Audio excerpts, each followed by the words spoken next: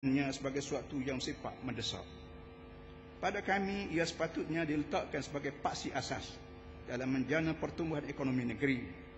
Seperti yang telah dikenal pasti oleh kerajaan negeri sejak 10 tahun lalu, kami masih merayu agar gas dan minyak didaratkan di Pantai Senak. Bukan senang deposit emas hitam ini boleh terbentuk.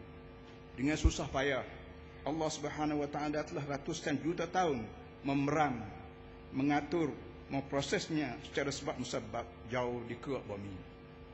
Dengan segala percaturan kimia melalui pengedapan humus, fosil dan tindak balas haba di perut bumi, Allah Subhanahu Wa Taala telah dengan segala ihsannya menyimpan lalu menganugerahkan bumi Kelantan dan laut Kelantan dengan bahan semaha itu. Mensia-siakan nikmat namanya apabila ia seolah-olah dibuat-buat terlepas pandang dan tidak ditimbangkan untuk dimasukkan dalam plan induk pembangunan wilayah sebesar dan seperti ini. Setakat ini kami hanya berputih mata melihat khazanah bumi kami dipunggah dan dihirup sepuas-puasnya oleh gulungan amir politik tanpa didaratkan di pantai Kelantan sendiri walaupun sesudut teh.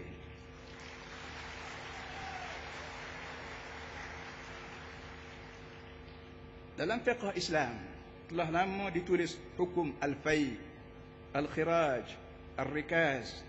Bukan zakat yang dipungut daripada sesebuah perkampungan tidak boleh dipindah ke tempat lain kecuali lebih dulu diagih zakat itu kepada al-mustahiqin tempatan lebih dulu. Ini adalah hukum Allah dan Rasul. Tak disempurna di dunia oleh pihak al-umara, ia akan disempurna oleh Allah sendiri di akhirat nanti. Inna yawmal fasli miqatuhum ajma'in yawma la yughni maulan 'an maulan syai'a wa lahum yunsarun. Surah Ad-Dukhan ayat 40-41 yang bermaksud sesungguhnya hari kiamat adalah hari keputusan.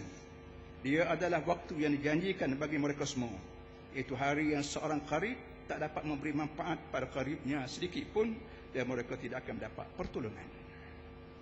Untuk menyatakan komitmen kerajaan negeri terkini, kita telah meluluskan penubuhan sebuah jeti penghantar supply base di Pangkalan Kubur Tumpat khusus untuk sokongan kerja penggerudian minyak dan gas di JDA atau Joint Development Area dengan Thailand dan Vietnam di luar pesisir pantai Kelantan.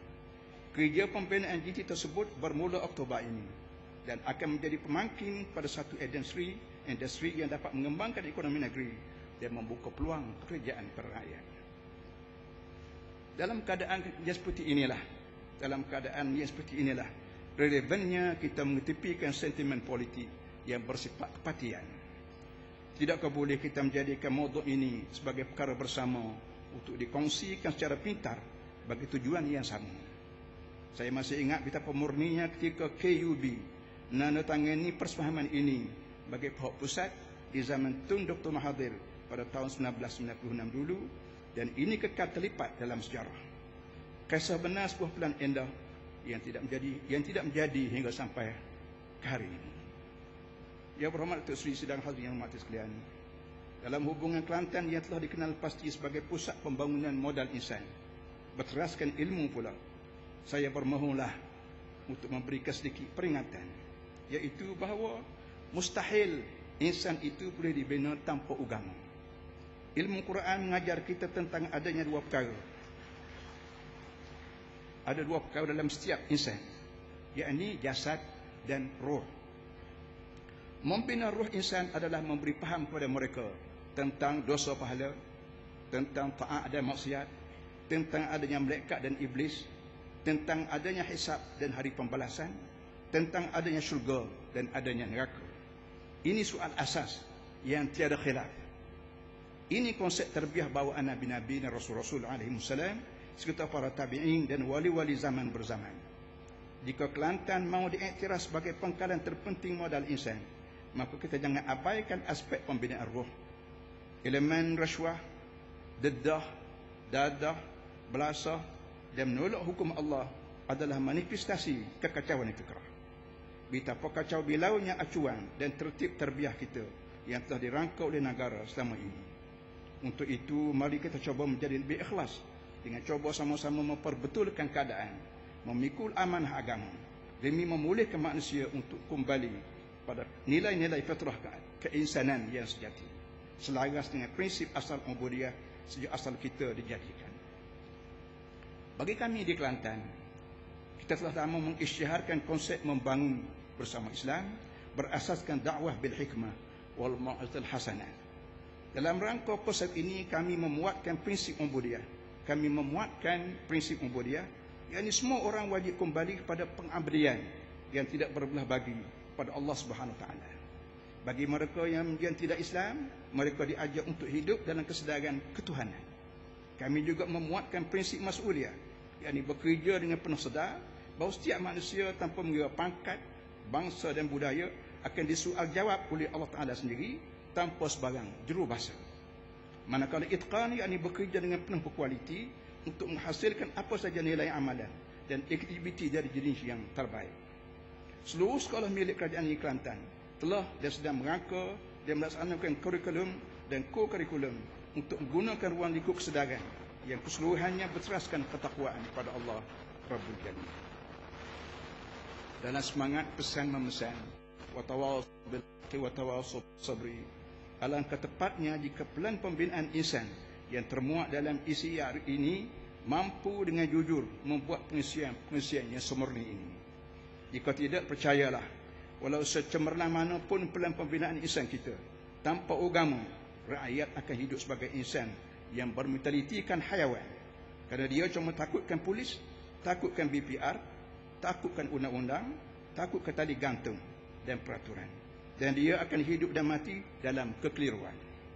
Di sana nanti dia akan terpinga-pinga dalam suasana yang salah menyalah, maka berkatalah pengikut pada pemimpin dan pemimpin kepada pengikut, sebagaimana Allah rakamkan dalam ayat istabarra alladhina tabi'u minal ladhina taba'u wa ra'awul azab wa taqatta'at bihim asbab, surah Al-Baqarah 166. Menyentuh tentang tumpuan pertanian yang khabarnya hanya akan diberikan tumpuan yang sangat minimum oleh Pelan Wilayah Timur ini, saya kira sekali lagi kami perlu membuat teguran.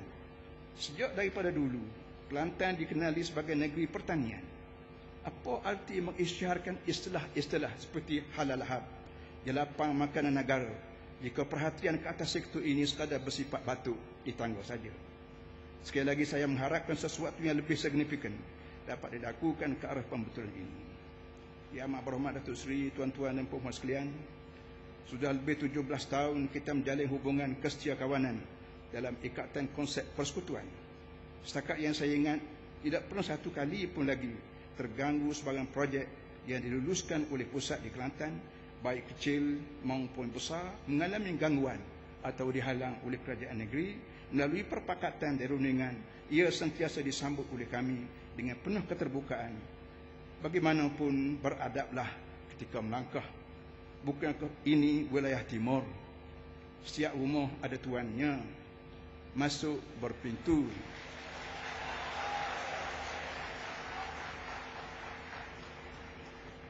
Masuk berpintu, keluar bertangga.